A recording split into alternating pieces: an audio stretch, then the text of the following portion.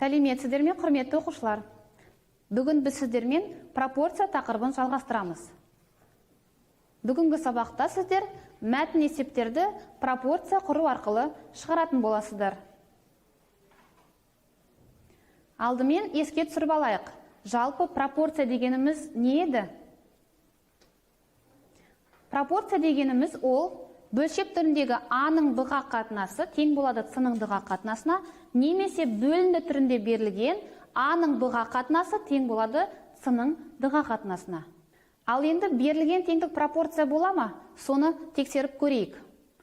Бізге 36-ның 30-ға қатынасы тең болады 6-ның 5-ге қатынасына деген пропорция берілген.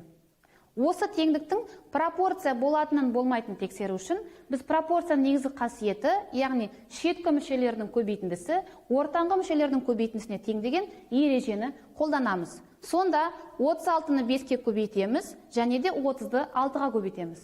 Теңдіктің екі жағында көбейткенде біз екеуінің де мәні тең екенін көріп тұрмыз. Яғни 180 тең болады 180-ге. Демек берілген теңдік пропорция болады екен. Ал енді пропорцияның белгісіз ортаңғы мүшесін қалай табамыз? Берілген пропорция А-ның X-ке қатынасы тең болады С-ның Д-ға қатынасына.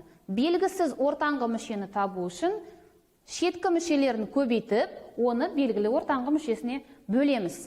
Ал келесі сұрақ, пропорцияның белгісіз шеткі мүшесін қалай табамыз?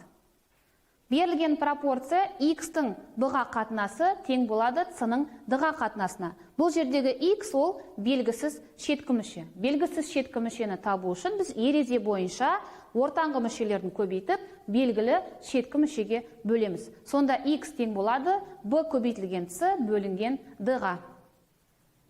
Ал енді пропорция құру арқылы шығарылатын есептерді қарастырайық.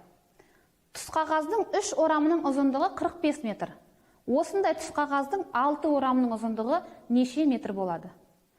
Бұл есепті шығару үшін біз алдымен шамаларды сәйкестендіреміз. Яғни 3 орамның ұзындығы 45 метр, ал 6 орамның ұзындығы бізге белгісіз. Яғни оны біз X метр деп белгілеп аламыз. Енді осы сәйкес шамалардың қатынасының теңдігі арқылы, яғни орамдарының санының қатынасы 3-тің 6-ға қатынасы тең болу керек олардың ұзындықтарының қатынасына, яғни 45-тің X-ке қатынасына. Бұл жерде пропорциядан көріп тұрғандарыңыздай, X ол бізде белгісіз шеткі мүше. Белгісіз шеткі мүшені табу үшін біз ортаңғы мүшелерін көбейтіп, оны белгілі шеткі мүшеге бөлуіміз керек. Сонда X-ті табу үшін біз 6-ны 45-ке көбейтіп, оны 3-ке бөлеміз. Сонда X-тің мәні бізде 90-ға тең екен. Сонымен бұл есептің жауабы 90 метр. Ал енді келесі тапсырмаларды орындайық. Есепті пропорция құру арқылы шығарыңыз. 140 кг шиеден 21 кг кептірілген шие алынады. Осындай 160 кг шиеден неше килограмм кептірілген шие алуға болады? Сәйкесінше шамаларды біз сәйкестендіре отырып, яғни 140 килограммға кептірілген шие сәйкес келеді 21 килограмм, ал 160 килограммға белгісіз, яғни X килограмм. Шамалардың қатынастарын таба отырып, яғни 140-тың 160-ға қатынасы тең болу керек 21-дің X-ке қатынасына. Бұл жердегі белгісіз шама X-ті табу үшін біз оның ортаңғы мүшелерін, яғни 160-ты 21-ге көбейтіп, 140-қа бөлеміз. 160 пен 140-ты қысқарта отырып, біз 8 бен 7 аламыз. Демек, X-ті табу үшін 8-ді 21-ге көбейтеміз, осы көбейтіндіні 7-ге бөлеміз. Сонда X-тің мәні тең екен 24-ке. Демек, бұл есептің жауабы 160 кг шиеден 24 кг кептірілген шие алынады. Келесі тапсырма. Велосипедші 3 сағатта 75 км жол жүреді. Егер велосипедші осындай жылдамдықпен жүретін болса, 125 км жолды қанша уақытта жүріп өтеді? Пропорция құрайық, яғни 3 сағатта жүретін жол ол 75 км, ал 25 км жүретін уақыт ол бізге белгісіз, яғни X сағат. Сәйкес шамалардың қатынасын тауып, яғни 3-тің X-ке қатынасы тең болады 75-тің 25-ке қатынасына. Бұл жердегі белгісіз X ол пропорцияның ортаңғы мүшесі болып тұр. Демек, ортаңғы мүшені табу үшін біз белгісіз шеткі мүшелерді көбейтіп, белгілі ортаңғы мүшеге бөлеміз. Сонда x тең болады 3 көбейтілген 125 бөлінген 75-ке. Қысқартуларды орындап, біз x-тің мәні 5-ке тең екенін көреміз. Демек, бұл жердегі 25 км жолды жүруге кететін уақыт ол 5 сағат екен. Келесі тапсырма. Тракторшылар бір аптаның ішінде 225 гектар жер жыртты. Бұл барлық жердің 30%-ін құрайды. Барлық жердің ауданын табайық. Сіздер білесіздер, барлық жер ол, яғни 100%-ті білдіреді. Демек, 225 гектар ол жыртылған жер, барлық жердің 30%-і, ал барлық жер қанша екені белгісіз. Ол болады x гектар. X гектар ол 100%-ке сай. Демек, осы шамалардан біз пропорция құрастырамыз, яғни 225-тің x-ке қатынасы тең болу керек 30-дың 100-ге қатынасына. Бұл жерден пропорцияның белгісіз ортаңғы мүшесін табу үшін біз 225-ті 100-ге көбейтіп 30-ға бөлеміз. Сонда есептеулерді орындай келе x-тің мәні 750-ге тең екенін көреміз. Демек, есептің шартына сәйкес жауабы 750 гектар болады. Келесі тапсырма. 8 адамнан құралған балықшылар бірлестігі 518,4 центнер балық аулап, белгіленген жоспарды 160%-ке орындады. Бірлестіктің әрбір мүшесі жоспардан артық неше центнер балық аулады. Бұл есепті шығару үшін мынадай пропорция құрамыз. Яғни x центнер ол барлығы, яғни 100% норма бойынша орындау керек еді. 518,4 центнер ол 160%. Енді сәйкес шамалардың қатынасын таба отырып, біз яғни x-тің 518,4-ке қатынасы тең болады 100-дің 160-қа қатынасына. Сонымен x-ті табу үшін 518,4-ті 100-ге көбейтіп 160-қа бөлеміз. Ол үшін 518,4-ті көбейтеміз 5-ге және 8-ге бөлеміз. Әрі қарай есептей келе, алымдарының көбейтіндісі 2592 болады екен.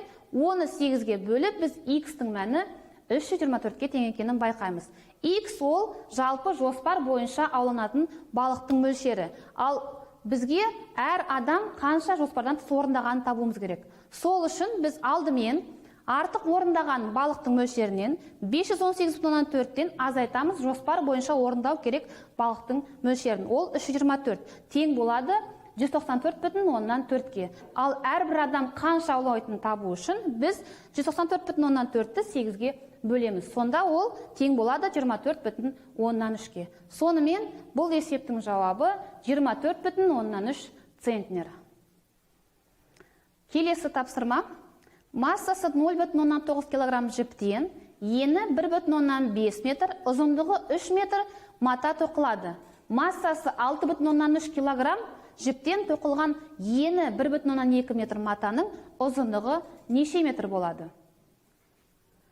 Біз сәйкесінше пропорция құруымыз керек. Ол үшін 0,9 кг салмағына сәйкес бізде матаның ауданы, яғни оның ені мен ұзындығын көбейтеміз. Бұл бізге 0,9 кг жіптен шығатын матаның ауданы болады. Ал 6,3 кг жіптен бізге 1,2 көбейтілген x ауданы болатын мата қажет болады. Енді осы шамалардың сәйкес қатынастарының теңдігін жаза отырып, біз мынадай пропорция аламыз. 0,9 бөлінген 6,3 тең болады 1,5 көбейтілген 3 бөлінген 1,2 көбейтілген x. Байқап тұрсаңыздар, бұл жердегі пропорцияның белгісіз мүшесі көбейтінді түрінде берілген. Яғни, ережеге сәйкес пропорцияның белгісіз шеткі мүшесін табу үшін оның ортаңғы мүшелерінің көбейтіндісін белгілі шеткі мүшеге бөлеміз. Сонымен 1,2 көбейтілген x-ті табу үшін біз 6,3-ті көбейтеміз 1,5 пен 3-тің көбейтіндісіне, оны 0,9-ға бөлеміз. Сонда 1,2 x-тің мәні 31,5-ке тең екенін байқаймыз.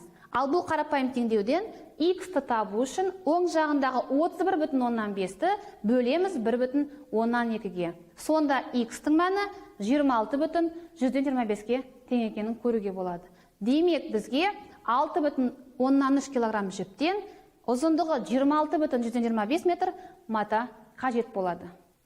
Ал енді келесі тапсырма теңдеуді шешейік. Берілген теңдеуіміз 9-дың 10-ға қатынасы тең болу керек 63-тің x қосылған 8 бен 5-ке көбейтіндісіне қатынасына.